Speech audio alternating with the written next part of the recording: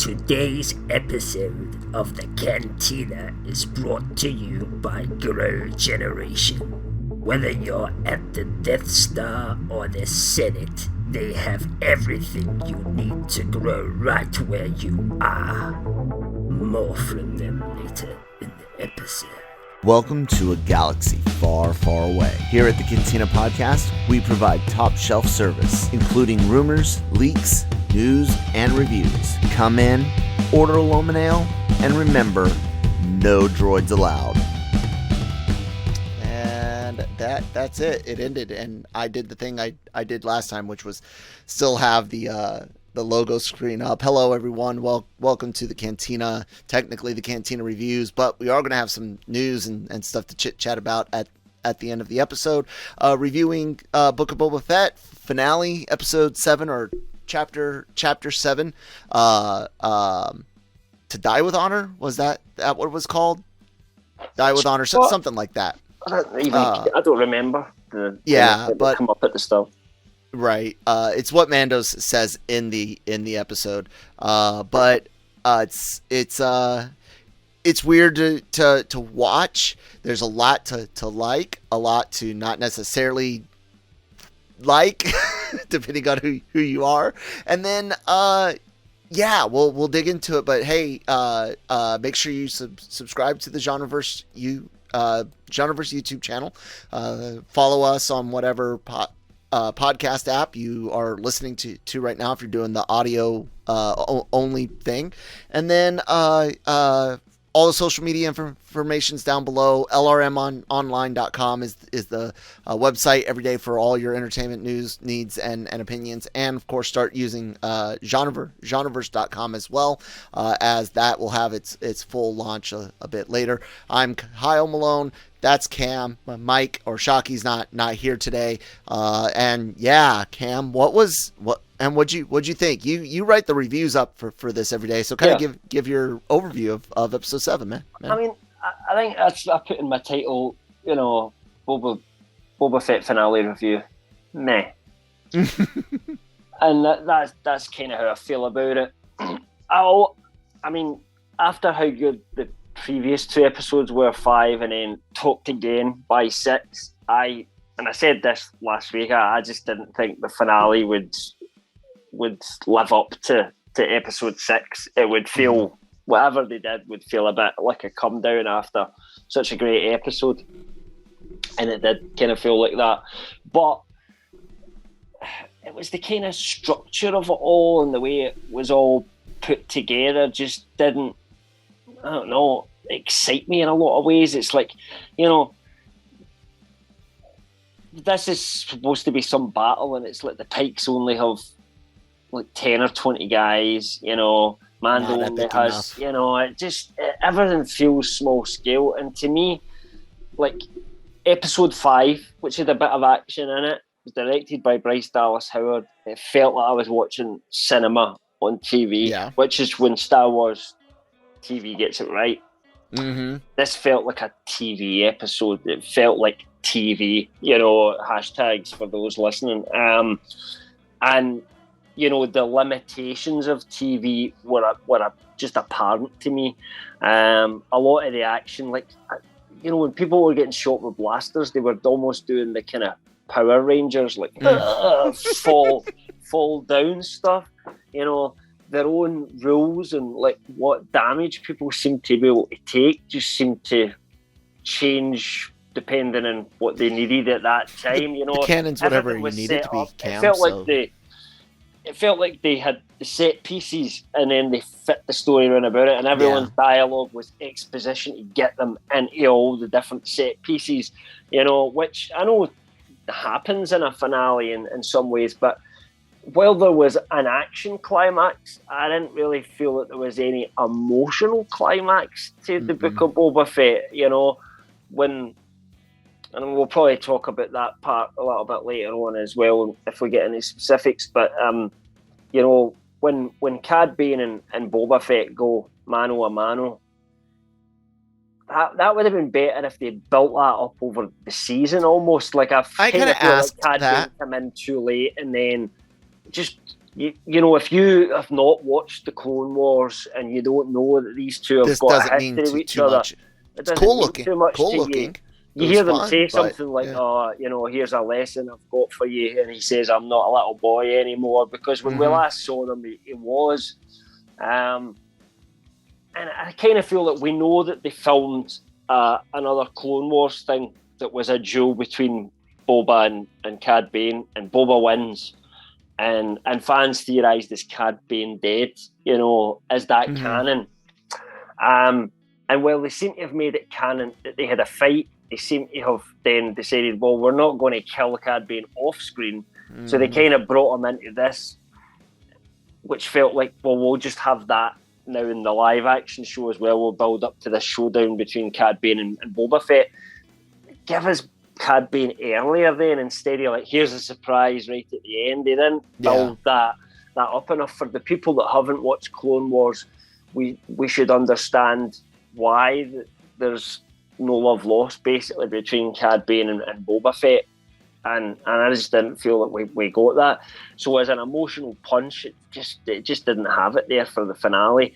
And some of the key action moments were about Mando. It was like Mando was the focus again instead of Boba Fett, and I kind of feel like Boba Fett should have maybe took over and had a few more cool scenes. And of course he got, you know, the Rancor bit, which was pretty cool. But we all knew that was coming. I'd forgotten about it. Leak, yeah. But then, even then, you could see it building up in the show as to that this was going to happen. So even if there hadn't been a leak, it was predictable, and I think that's the problem. It was predictable. It was slow. There wasn't enough people. The secondary characters all just were speaking exposition lines. You know, it just wasn't that great, to be honest. And I know we don't normally get to grades, but I actually graded this, I think, the lowest that I've done for all the episodes. And the reason is because this is a season finale. So I think there are higher expectations for it, especially emotionally. And it didn't deliver on that. It didn't really do what a season finale is supposed to do for me. And I felt like I took points off for that. Not necessarily saying it's the worst episode of Book of Boba Fett, but for a finale, you know, just didn't land it for me. Yeah, I could see that. My take on it was a bit different. Most of what you said, I feel, and throughout the first 2/3 of it, that's how it is until the final showdown. But even then, it's like you said, you're like, you guys really set this up to be too epic, and then even worse. And I mentioned this. I don't know if I kept this narration in my reaction video, but while I was doing my reaction, because I cut it all together down from 51 minutes to like 19, but I had said you guys have all this open space and all these few people in this giant open space, and it feels awful. So I get all of that. What was fun was very, very fun. The King Kong stuff, I mean, legit, from him coming over the edge to climbing the thing at the end is all Kong. Get Kaiju versus Mecha moments in there. Had to make fun of Dave Filoni being a decade older than me, a few years older than you, and being that much of a fan of the Phantom Menace to put giant destroyer droids into these it. are actually canon droids. Oh, really? They are from Clone Wars? Well, still same thing. He's still 10 years older. In the database, but that's what Filoni will sometimes do. He'll pull things that weren't really used or dropped, and then he'll bring them back, and people go nuts for it, Yeah, it's fine. I thought they were cool. I was just like, yeah, man, you're that much of a fucking fan of that awful movie. Anyways, I did... I mentioned some like lore about shields, because they showed how they were trying to blast a hole through it, and I was like, you can do that. You can overload a section and get something through, and you could see them trying to do that. And then they do the whole thing where the droid puts 50% power forward from the rear, showing the red shields. I was like, I don't know if I necessarily needed the color difference, but I really appreciate that's some deep Star Wars tech right there. I can't think of a, in A New Hope they say, switch your front deflector screens, and of course that translates, hey, double up on your forward shields, right? Shunt power from rear to forward, because that's where all the blasters are going to be coming from. And so I appreciated that. There's a lot of cool things in here, and several things that aren't so great. Did I disappear from you, Cam? No, I was. I think some sort of news just broke there, and I was trying to see it, but I'm using my phone to record. Yeah, so you can check. World's not ending, is it? Oh, I don't know. It was shocking. Oh, Mike just shared something. I don't know if it's something we can talk about yet. Yeah, it's in our news general. He doesn't have anything. Okay, so Kenobi will debut May 25th on Disney Plus. Has that been released officially? It looks like it came from his email, so I would say yes. Yeah, he just sent us the regular email, so we'll talk. There we go. We'll talk about that towards the end of this our news section. So yeah, man, there was a lot of things that I liked, but like you said, getting there was boring. Yeah. And again, it showed everything. Like, Boba Fett's a fucking tool, man. He's weak. That's the one thing, like Cad Bane said, you're gone soft. And it's like, yeah, dude, that's why you're in this situation. That's why everyone turned on you. That's why shit went sideways, is because you were soft. And yet somehow the softness wins the day. But it's modern Star Wars. Yeah, I mean, I think whatever. I like to see Boba be a bit and Shan be a bit more ruthless. I kind of like that Shan just goes and executes all the leaders at the end. That was a bit more Godfather-like, But do you know if he actually opposition. ordered that, or is she doing things on her? Because there is some tension. Either way, that's fine. Because yeah. drama potentially Exactly. going forward. It was me just curious. Yeah.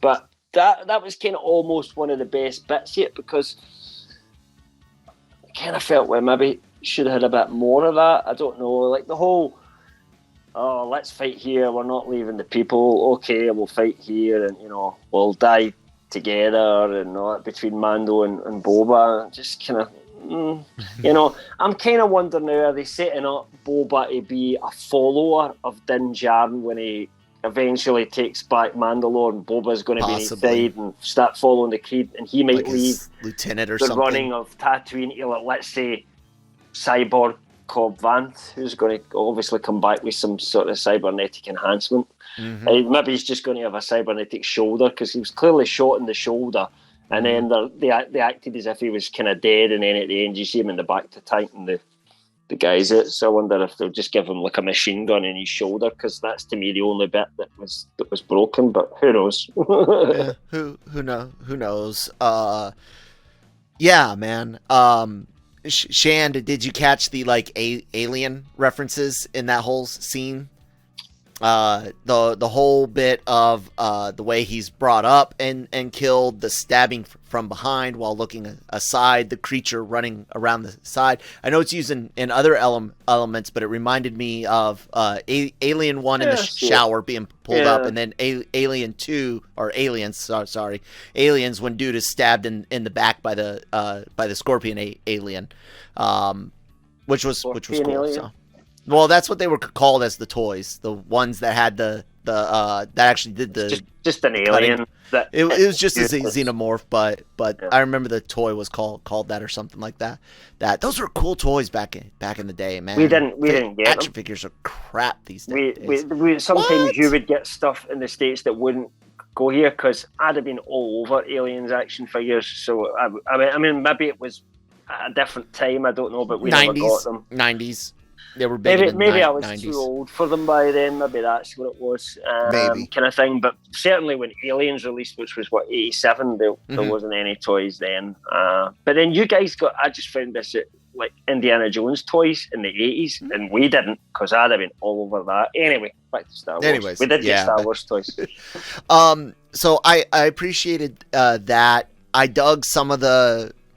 But it's all exposition, like you said, and there's parts of it, like even the Rancor bit. It's like shouldn't we have seen Fett training with the Rancor? Yeah. And wouldn't that have been easy to do? And with COVID protocols, you have Danny off to the side, so he doesn't need to be real close. You got your CGI and foam puppetry for Rancor, and then Fett. Mask on or mask off. And there's other things that they put in that could have been cut for that kind of stuff. That, if they had, had Boba train and we built up that, it would have felt a bit more like they had a bond, because it was kind of like they introduced it and then went away from it and then come back to it at the end. So using the kind of Rancor as a character more would have helped, I think. And as I said, having Bane come in, I think, earlier as an antagonist and starting to explore like maybe more flashbacks to their history or something like that would have even been cool. Like he has he realizes that Bane's working for the Pikes, and then we get another flashback where we start to see that before we cut to the Mando stuff, even. That would have been, I think, a better tease for kind of what's to come if they built it up a little bit more, for sure. Absolutely. It's the Vespers as well. I mean, just get rid of those Vespers, please. The colours of them, just as they're, as they just drive really slowly around Tatooine, because that's all they can do is go really slowly and they don't look good. Just stop using them. Never bring them back again. Isn't it crazy that the Amy Sedaris' character's little runaway scene looked and felt faster than the chase? Yeah, that's because I think the way that they've designed these, they just, I don't know, they needed to just turn. It's like the scene where we see them in an earlier episode, which was also directed by Robert Rodriguez, and they just need to turn the speed up a little bit to move everything a little bit quicker almost. That's what it feels like to me. It's just everything looked staged, and that's, again, it's TV. Everything looks staged, and we know everything is staged in every film and every TV show, but the trick is to make it look as if it's not. Like it's not. And it just... None of Rodriguez's episodes impressed me in terms of his direction, and I liked. I know a lot of people didn't like his episode of Mando, but you and I both liked it. Both liked it, yeah. Thought it was well done, and it suited that introduction for Boba Fett. I didn't like Rodriguez as a Star Wars director in this series, I have to say. I'm in no issue with him potentially as an executive producer, but to me, the other episodes stood out as being better than his consistently throughout this season. And when he's the director that directs the most episodes as well, I think you have to look at that being a potentially common factor that was one of the negatives of this series. Again, man, I can't say you're wrong with that. Yeah. There's a lot of things that they could have done differently, and what kind of upsets me most is it almost proves that Boba Fett can't be done very well. Like the character doesn't have it. Like the execution, man. It's so, you can't tell me that you didn't think to yourself, man, they kind of missed it again, right? Not completely, kinda. Yeah, I mean, they didn't completely miss the wall, but they've not quite hit the bullseye.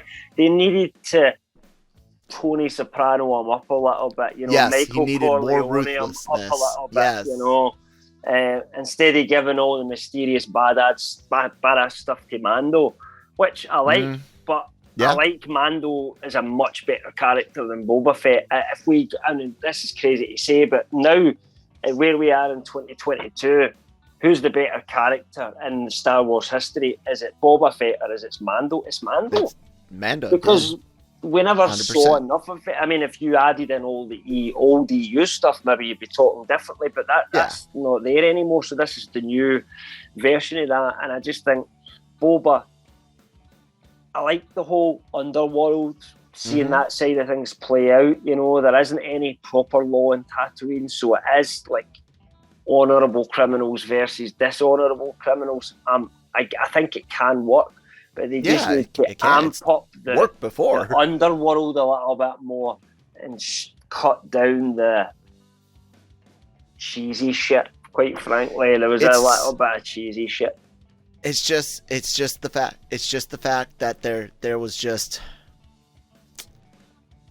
he was soft. That's Disney can't have him be a bad guy at all. Like at all. But, and at the end, the city's all happy with him. They could make him badass, but they haven't even done that because like in the fight against Cad Bane, I get why they wanted to have an Old West showdown fast, but that suits Bane. So why would Boba fight him like that? You know, fastest in the draw. I think that worked better for what we've seen of the actual fight years ago in the Clone Wars, actually, because that's you know, it's about just whatever you can do to kill the other guy. There's no honour in it or anything like that. Bane does what works for him. He's trying to get a draw on someone because that's his greatest skill.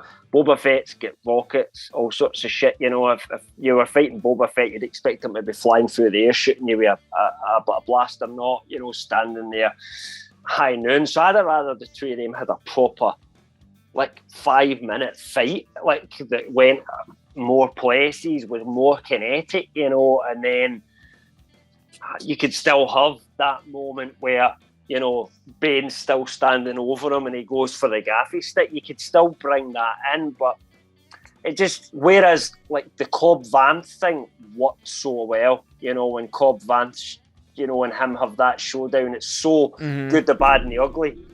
But that's not, Rodriguez isn't directing that, and that's the difference. That's the difference. I'm afraid when he's directing it and this, he's going for the same thing, and it doesn't work between Boba because they don't have the, you know, it's not set up the same way, you know, as Vanth and Cad Bane was on walking out the desert and stuff like that. You know, it just, and also it's the second time we've done it, so don't do that again. That's not, Cad Bane's not a one-trick pony. Yeah, you know, he's not. Oh, he's a no trick pony now. And the animated, when he fought Fennec Shand in the Bad Batch, they're fighting, you know, flying about, you know, from level to level, trying to kind of both go for the same bounty. Do you know what I mean? That fight was far more impressive. Shand versus and Bane was far more impressive a fight than this was. And I know you can't do what they do in animated very easily, right? But you can do some of it. Money. But you need to aim higher than what this was. I think for these Star Wars shows, it felt cheap. Yeah, it shouldn't feel cheap. Can't disagree, and can't put it all on the COVID protocols, because like we said, there were things they could have done easily with like the Rancor. There are some things that we could do, like take a word from our sponsors over at Grow Generation. Grow Generation, where the pros go to grow. From propagation to harvest, they have everything you need for your special garden. Grow Generation serves customers across the nation and carries a wide inventory of renowned cultivation brands. Go to www.growgeneration.com, where the pros go to... What comes next? Will there be a season 2? Maybe a bit of what comes next. I hope I didn't cut off the wonderful voice work that whoever was on the commercial today did. But guys, thank you so much for sponsoring the episode, Grow Generation, as always.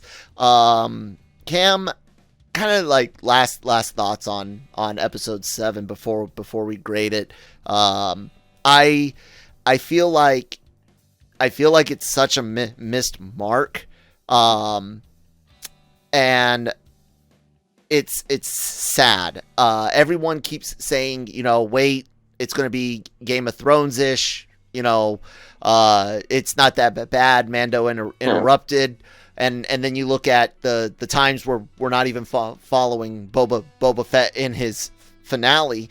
And like I keep saying and said last week, those two episodes and part of this one, they will feel very, very out of place, and it will hurt Book of Boba Fett if we don't see Fett or Mando interjecting in Ahsoka. If we don't see Fett and Ahsoka interjecting into Mando. I think they want Game of Thrones, but Game of Thrones was one show, right?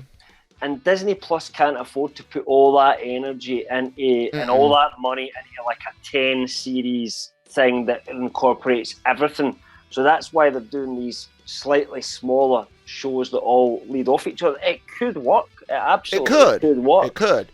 But I kind of feel like my final thought, if you like, is that if this was a book series, Book 1, Mando Season 1, it was all right, but it got better. Book 2, really good. I'm starting to enjoy this. And then Book 3, the Book of Boba Fett, was the weird one, but with a really cool chapter in it. It was the best chapter I've read in the series. And I want to read Book 4 because I want to see what happens next. But overall, when I think back to Book 3, I'm thinking, it wasn't the best one. The writer kind of was a bit off in that. And that's what Boba Fett feels like to me. Crazy. Variety, Cam, this is not Star Wars related, but holy shit, Lord of the Rings and Hobbit film and gaming rights are up for sale. Not lying.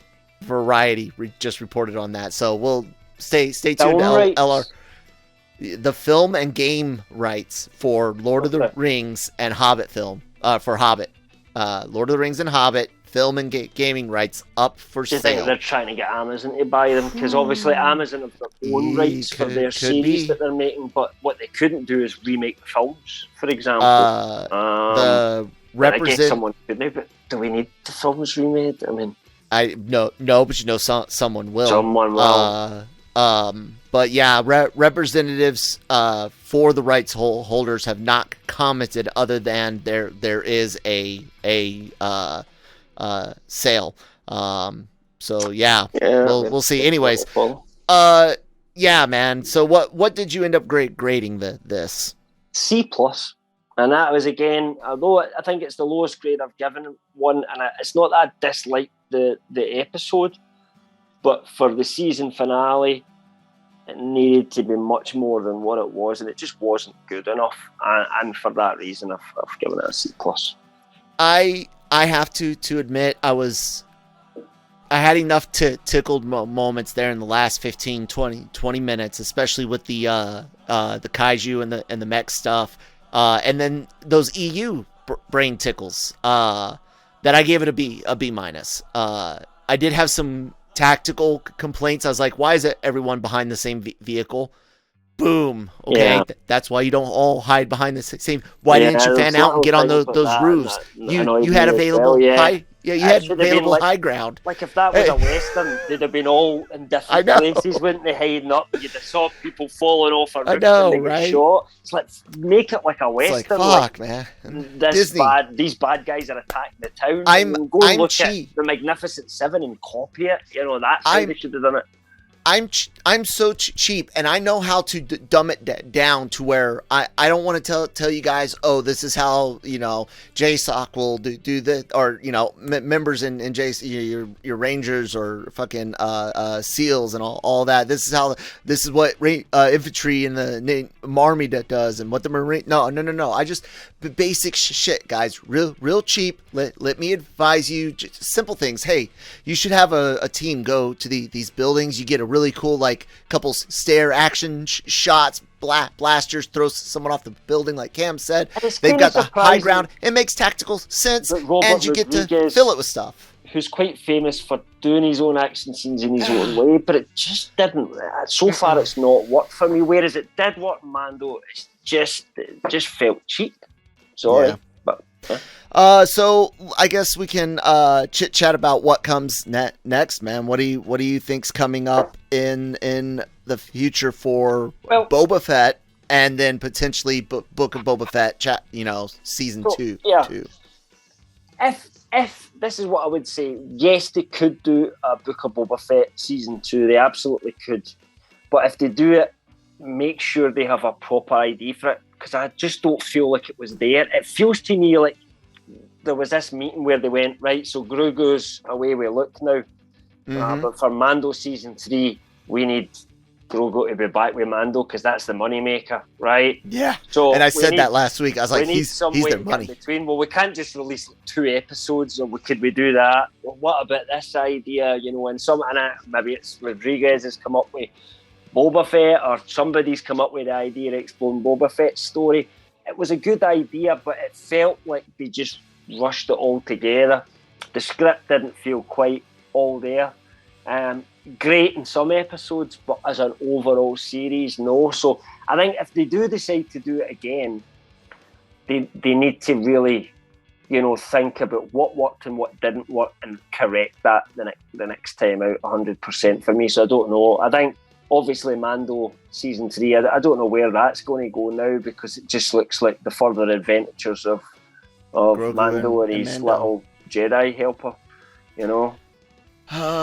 As much as I like the father-son elements, and I know you and I both probably went all to the same little dad and kid moments. Even though his son's older than him, but right. But and even the let's go fast. Like my dad was a car guy. Like I know that I have that had moments like that. So, but even then, I still stand by what I said last week, is that I would prefer for Grogu to be off on his own adventures, whether that's at least for live a while, action maybe, or for a while, at least through like this year. Have him come back like late next year, maybe season 4 or something like that. Something like have that. A bit of time, because that's the thing where I feel sometimes with these shows we just don't have enough time to explore people's characters, because they've got to have so many action set pieces, because this is a Star Wars show and people need cool Easter eggs and we need special effects and sometimes what they've got to remember is, if they're trying to do a Game of Thrones type show, what people fell in love with Game of Thrones, it wasn't the action scenes. We hardly had any decent action scenes for several seasons. It was the drama and the character stuff. It was what was happening to these characters, and it was the growth of characters. So Star Wars, if they want to have this ensemble show, they need to start putting some challenges in front of these characters. Don't always have them win the day. They need to go through some. If we're going to see them rise to something eventually, let's have some bad times as well. Some shit that doesn't work out right, and have some loss and some anguish, because that side of things is just missing a bit too much from this as a big and with that, book, if you like. All of the anguish doesn't have to fall on Luke. You guys can shit on other characters every now and then to help them progress too. Yeah, I mean, I'm kind of hoping we do see a lot of growth in Ahsoka as a character. And there was, just getting into the rumours a little bit, but I'd heard this rumour the other day there, but I don't know if it comes from any source of whether it was just, but it was some thing where somebody was saying that they had heard that Lucasfilm might be looking at, rebuilding the Jedi Order, like should have happened, after Return of the Jedi, post Rise of Skywalker, and getting rid of the whole attachment thing and exploring all that at that point, which is fine, because ultimately we know Luke failed, but it just kind of also tells you that it's another reason to say the sequel trilogy was a bad idea, because they should have went down that kind of route in the first place and gave us a completely different story for what we had before. They should have just been like, Luke's died at old age. He's a Force ghost now. Even maybe have Leia be a Force ghost, so they could get their OG cameos in. And we should have been for 500 years in the future. It would have been better to do that. I don't think they needed to go quite that far. Well, you know what I'm saying. They needed to be. They needed it was not rough to think- bring them they back needed the to way they think of it did. as the start of a new story instead Mhm. of the end of the old story. That's the That's a bit good way they to got put it. wrong. Yep, It shouldn't have That's a been good way to put it. Chapter 7. that. It should have been Star Wars: The Next New Hope. I mean, I'm just Yeah, making this I up. know what you know mean. what I mean? I know exactly Subtitle what you.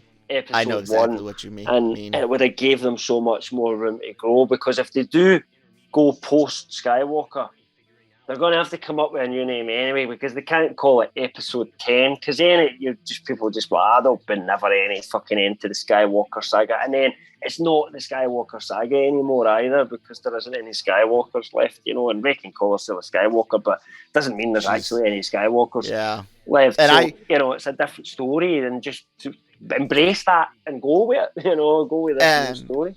And with that, I think because we were kind of wondering, why are they putting Luke as this anti-attachment thing again? Has he learned nothing? Did Ahsoka not talk to him? Has Vader not talked to Anakin? Ahsoka seems to him, for somebody that left the Jedi Order, he's still being entrenched in that dogma herself. And I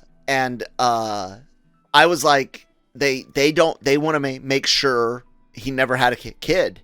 They want Rey to be Rey Skywalker. That's it, Cam. But they have That's to now. why. They have to do it now. They can't. They could. He could have a kid sitting in there, but they want to make sure he doesn't have one. So no, I mean, based on where it ended up, it's the right choice to make. Actually, you can't have Luke going off in a completely different direction for where we know he ends up, or else you just mess up the canon. They have to. Well, he could have been grumpy for other things. He didn't need to be grumpy from attachments stuff. That particular part of the dogma it's kind of messed up because he was already kind of undoing the attachment thing in the OT. And watching. Yeah, I mean, watching that's Luke, the thing when you look back. OT, Luke is not someone without attachments. It's just not true. He leaves Dagobah for attachment. Yeah. He leaves Dagobah for his friends. He saves Vader through attachment. Attachment. He knowingly goes to him to try his best, knowing that he might die himself, but just one last chance to pull his dad back for the, it's the attachment that saves Darth Vader. And we talked about this last week because I'd love them to explore that. And maybe he misses the point, and I'm absolutely fine with that. If you have him where he explores these things, but he doesn't realise that so he goes back to the way instead of going forward, and that's why he fails with Ben. Ultimately, that's where that failure comes in. And Yoda was right that maybe it wasn't Luke that was the one to take that forward. Luke's job was to bring Vader back, but ultimately it was Rey's job to rebuild the Jedi Order in a new way, different for what it was in the Old Republic. And I definitely it seems the only natural way to build it up. So I hope they do go that route.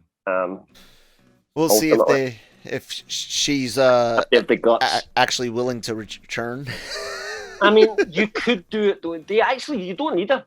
Because you could do your idea and you could go 100 years further forward and they could talk about, Master Skywalker who set all this up, and the people did go dark from time to time because that's the risk that you're going to face. Some Jedi would go dark, but, she kept everybody in line, and then after she died, maybe things went destabilised a little bit, you could have had many situations like that. So they don't have to get Rey back ultimately, or they could set something further away and then later on they could go back again and show some of the, if by that time everybody's warmed up to the whole idea and they're saying, we want to see, Daisy Ridley back, please come back. And then at that point, that's when Disney goes, hey, we're making the Rey Jedi Academy series or something like that, that could work potentially.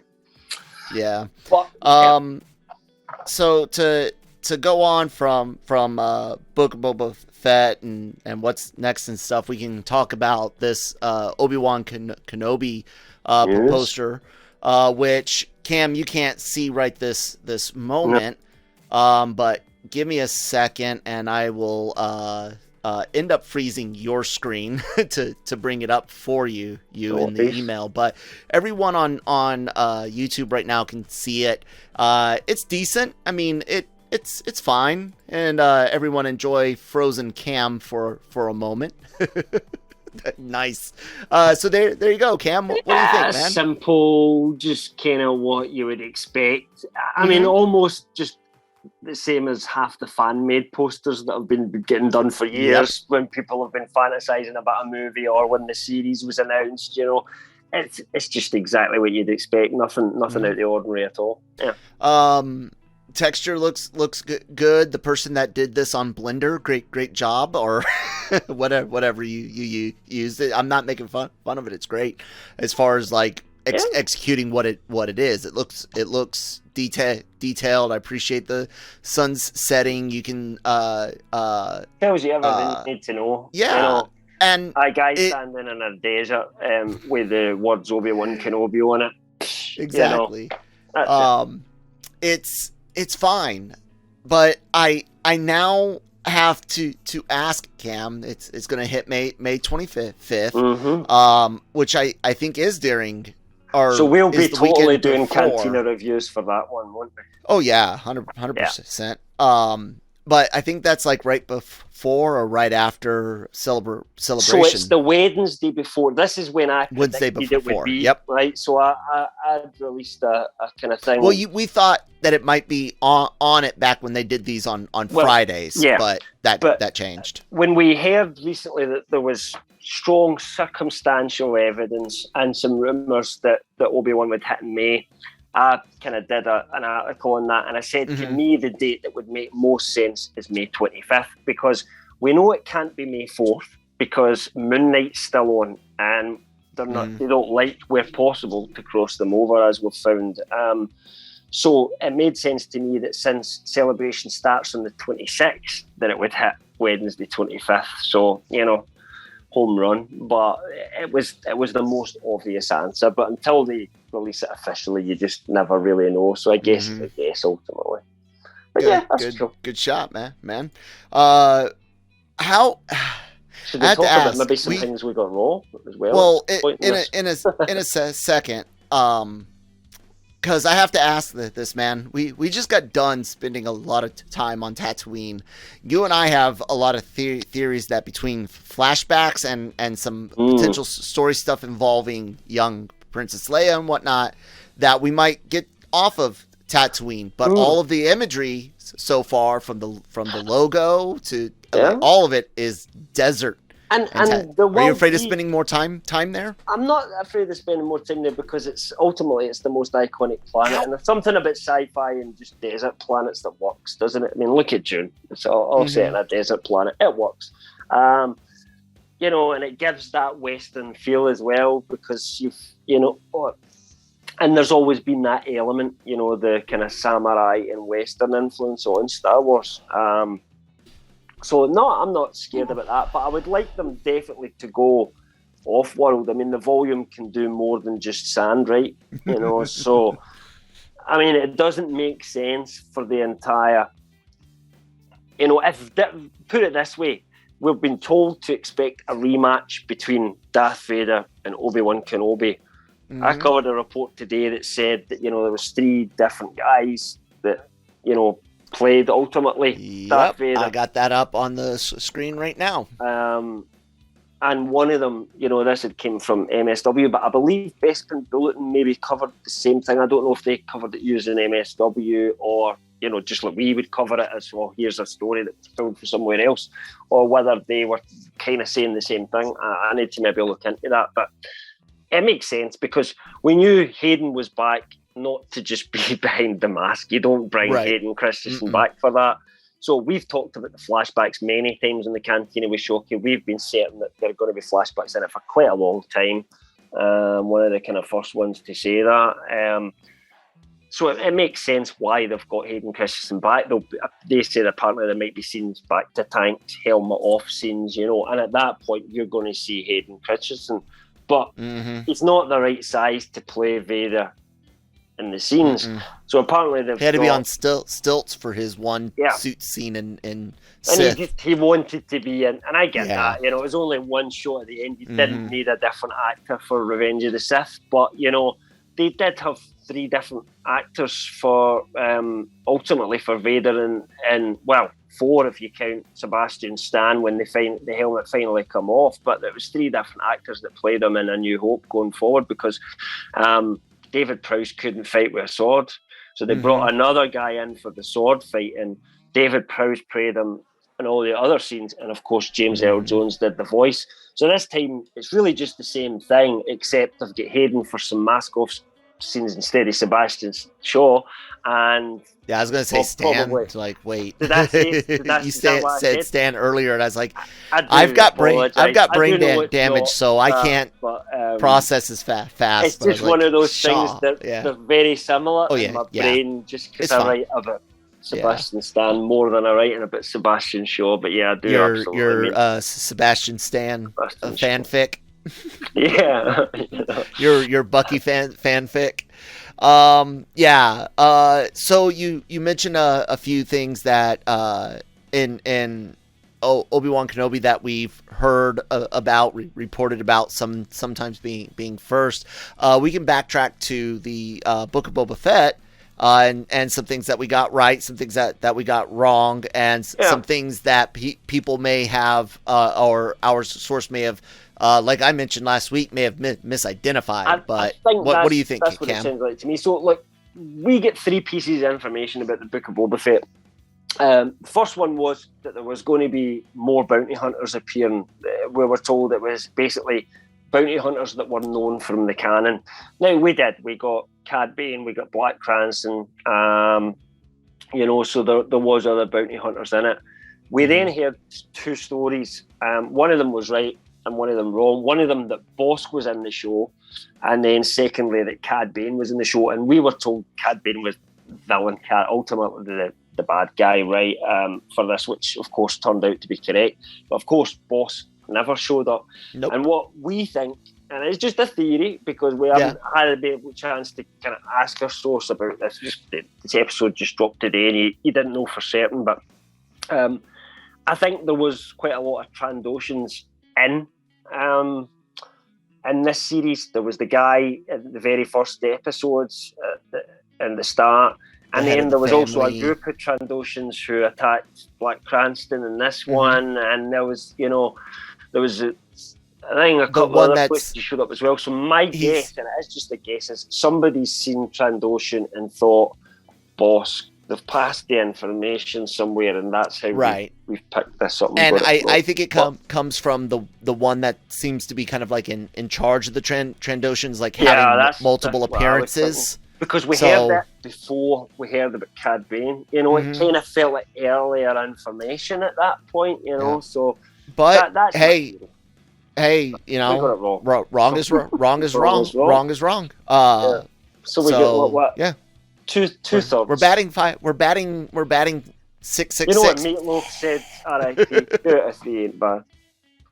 2 out of 3 ain't bad. Yeah. Batting 666 isn't too bad. I know you don't get baseball references. Averages. 2/3 in percentages would be 0.66. I know they hit the ball with the bat and then they run it's easier to figure out than cricket. I'm sure it is. I wouldn't be able to even begin explaining that to you. I'm Scottish. Nobody understands cricket. You gotta know what a trumpet is to understand cricket. My dad's Scottish and he likes cricket. I don't get it. It's been one of the only people I know who enjoys it. Where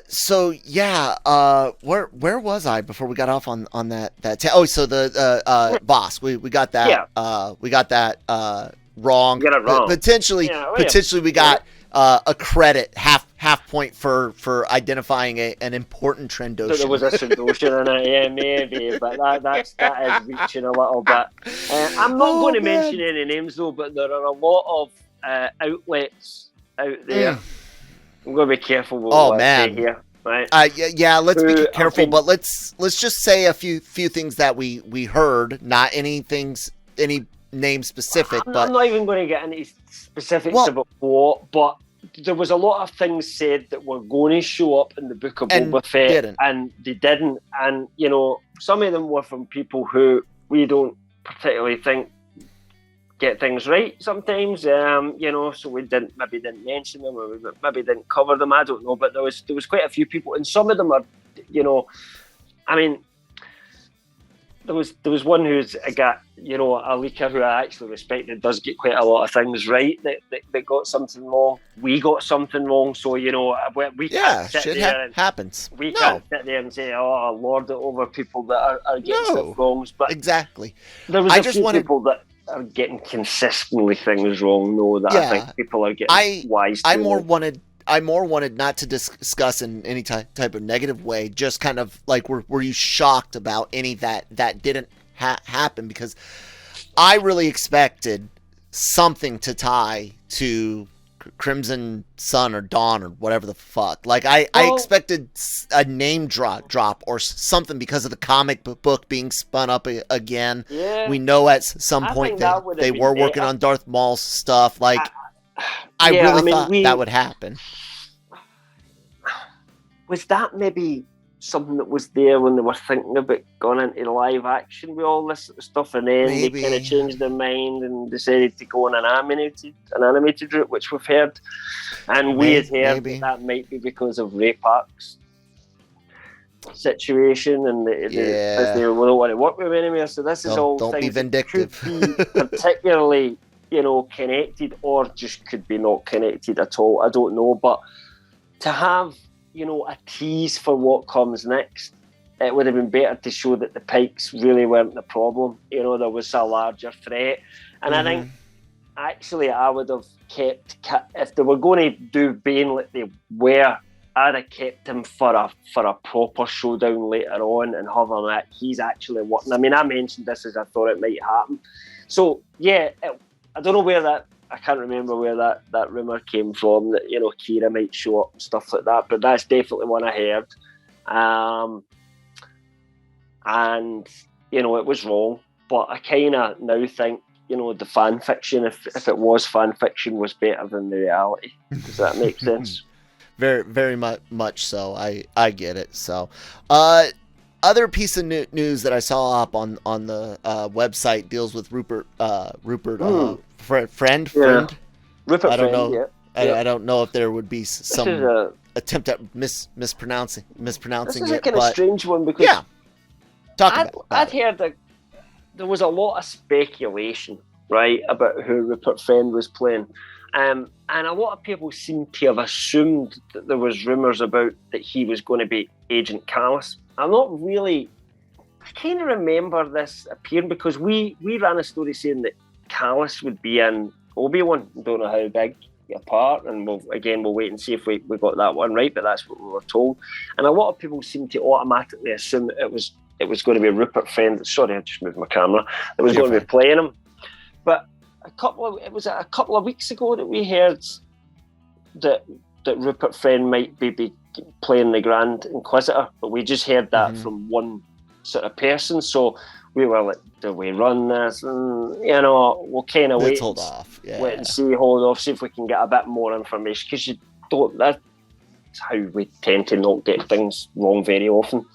But Best Bin Bulletin ran a story today saying, you know, that they've heard from now about 2 or 3 different sources, that, you know, over the last couple of weeks themselves, that what's his name again? Rupert Friend is playing the Grand Inquisitor. So I ran that story. Obviously, it's their story, it's their exclusive. We're just covering it. But I kind of did say, well, I can back it up in terms of, yeah, you and I have heard the same thing from a source as well. So, you know, that wasn't brand new information to us. So just have to be honest with that.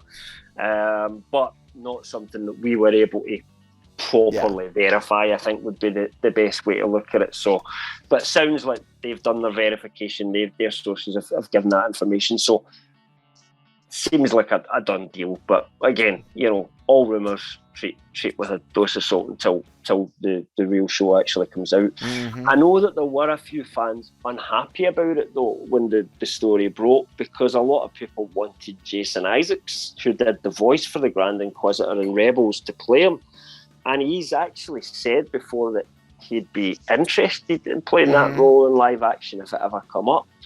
So I kind of get where they're coming from. I don't really, it was just a voice role, and sometimes, whoever does a voice for a character, we've saw this before. Ashley Eckhart, whatever. Eckstein. Looked the part to play Ahsoka. I just don't. I think Rosario Dawson does look more the part to play an adult. I'll just point that out, an adult version of Ahsoka. Just height wise, build, everything like that. The look. Whereas screen chops. I don't know about Ashley's like screen versus voice. Thrawn, and he does the voice for Thrawn as well. But from what we've heard, they kind of based the shape of how Thrawn looks on a Lars Mikkelsen kind of look anyway, when they created the character for Rebels. So it just doesn't always work out for whatever reason. I'm not going to kind of comment on the why or wheres, but yeah, just a one thing that I noticed from fans. Some of them were a bit unhappy about that, but they're always unhappy when I've.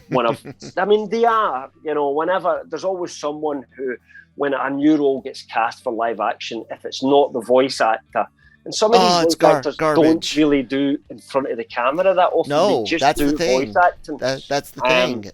And some screen actors can't do voice. Yeah, it's two different things. We've got to rely that the professionals know what they're doing.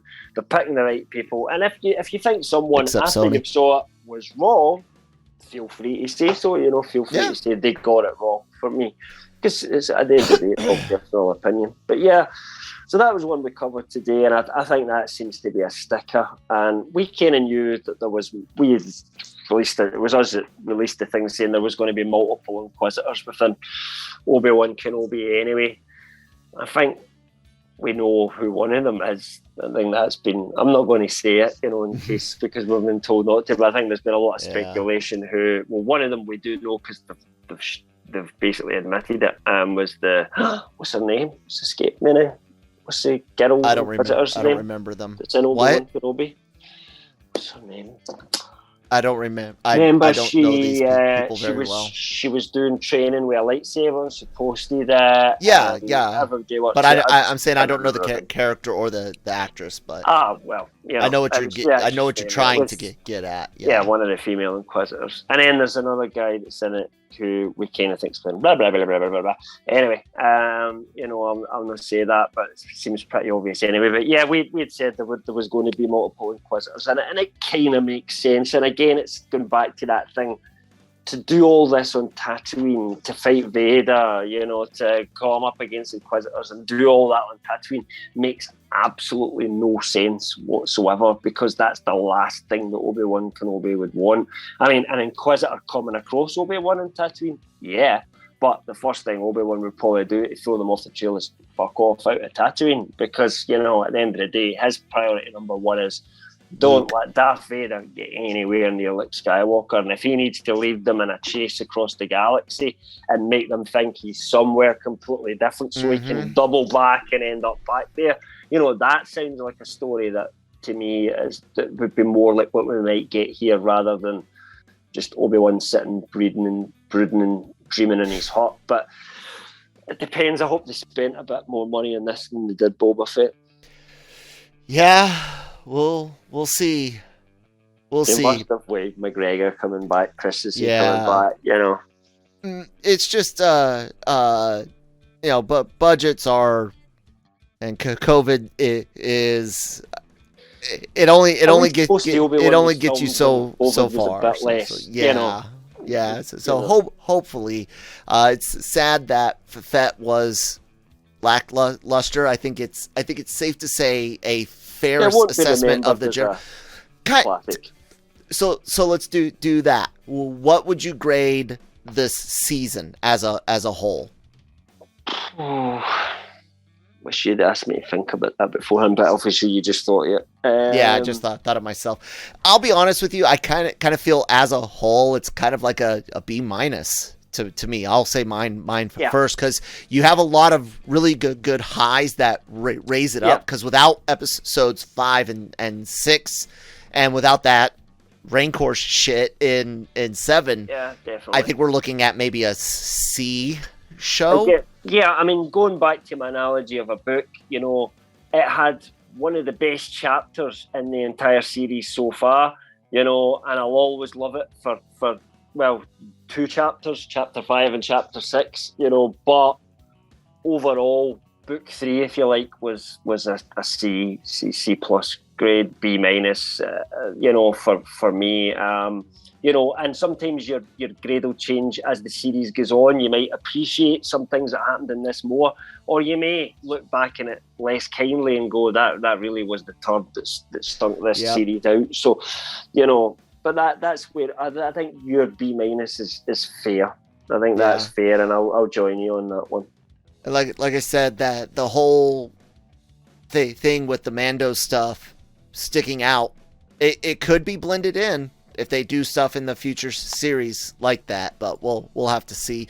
You guys can see all of our opinions, all the news. We'll be writing up stuff for Obi-Wan Kenobi casting and things like that that we hear. Whatever we can pass on to you guys, we will whenever we have decent faith in it. Sometimes we connect and we get a Cad Bane moment, and other times we don't. Hey, we carry on and move on. Stick clear of things like this happens in the end, because if we hear anything like that, we don't want to know that, to be honest. Yeah, that's we try to do our best to filter casting and characters. I'm not going to give you any plot summaries. Plot is a put it that way. Yeah. But it doesn't mean that you can't find us reporting on other people talking about some plot stuff. Possibly. On LRMonline.com, which we do occasionally for Marvel stuff, especially. Check out all the interviews, reports, opinion pieces I wrote on Dakota Johnson's Madam Webcasting. I highly suggest everyone check that out, because there's an interesting reason why you don't see a lot of blind people cast to play blind actors in lead roles, especially in action films. And I kind of talk about physicality, the pool of actors that are actually there, the amount of blind actors available for roles and whatnot. So dig into that's how deep we can go, and also, you know, surface shit. Hey, here's a trailer. Check it out. All of our podcasts are available wherever you get your podcasts from. I've got Spotify up on the screen for everyone right now, just because that's there and one of the biggest ones there are. But we've got Google, Apple, basically everywhere, because we're free. We're not charging anyone anything. We don't get paid. And then of course the Genreverse YouTube channel. All of our podcasts go up there. And yeah, we've got Anime-verse reviews doing Sabikui Bisco, crazy ass mushroom giant crabs and blowfish anime. It's insane. Marvel Multiverse Mayhem has had a couple weeks off, as Nick and I are preparing to do this like live commentary thing. Daily Cup of Genre has been suffering. I know. I apologize. My wife has not been very well, and whenever I just talk all by myself, I become a very bitter, angry old man, and you guys, that's not very entertaining. Breaking Geek Radio, though, is there to fill the potpourri spot, if you will, on Friday. So yeah, lots of great and the content. Cantina, because we'll be back for just normal Cantina. Normal news, next week. As normal next week, for back to news again until obviously Obi-Wan. Which means we'll probably be doing it Thursdays for Fridays, so we have an extra day for news. But you guys will see it if you hit that red subscribe button. And guys, check it all out. And Cam, anything else you want to put out there? No. Contact me at Twitter at LRM_Cam. Anything you want to see us do more of, less of, or just want to slag me off on Twitter, I don't care. But feel free. I've got thick skin, I can take it. Yeah, there you guys go. I'm at that Malone, and we'll talk to you guys next week. May the force be with you.